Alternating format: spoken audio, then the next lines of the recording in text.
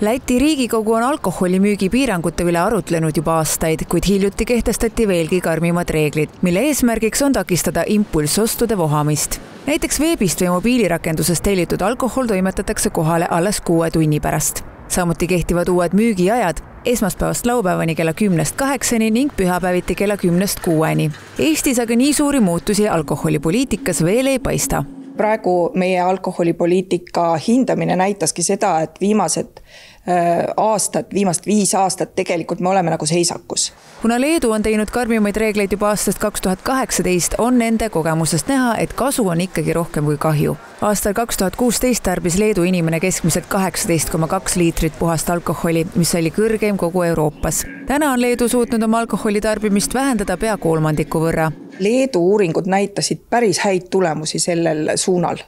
Et piisas ka sellest, et pühapäevast alkoholi kellaaega nihutada vähe ülespoole, ehk siis kättesaadavust pühapäeval lõpetada varem, siis see tõi juba südame-veresoonkonna haigustesse suremuse vähenemise. Eesti statistika näitab, et 2024. aastal tarbis keskmine täiskasvanu 10,7 liitrit puhast alkoholi, mis on aga 1,8% vähem kui eelmisel aastal, kuid langus on ilmselt seotud majandusliku olukorraga. Kuigi alkoholi aktsiis tõuseb Rahandusministeeriumi sõnul aasta-aastalt, 2025. aastal tõusis see 5% ja 2026. aastal veel 10%, on Eestis siiski püütud vältida drastilisi piiranguid. Need asjad kõik peavad käima kompleksselt, et ei ole kunagi kasu ainult sellest, et me suurendame inimeste teadlikkust, et alkohol on kahjulik tarbida, või et me ainult aitame raviga seda võib-olla kõige keerulisemat inimest, kellel on juba välja kujunenud tarvitamise häire. Me peame tegema neid asju kompleksselt ja koos ja üks asi kindlasti nende hulgas on hinnapoliitika, alkoholi hinnapoliitika ja teine asi on kättesaadavuse piiramine. Näiteks alkoholimüügi kellaaegade piiramine hetkel Eestis eelnõus ei ole ning muudatused, mis ees on pigem bürokraatiat vähendavad. Ajakohastame nõudeid seoses pigem tehnoloogia arenguga ja mõned asjad, mis ei ole olnud võib-olla kõige mõistlikumad.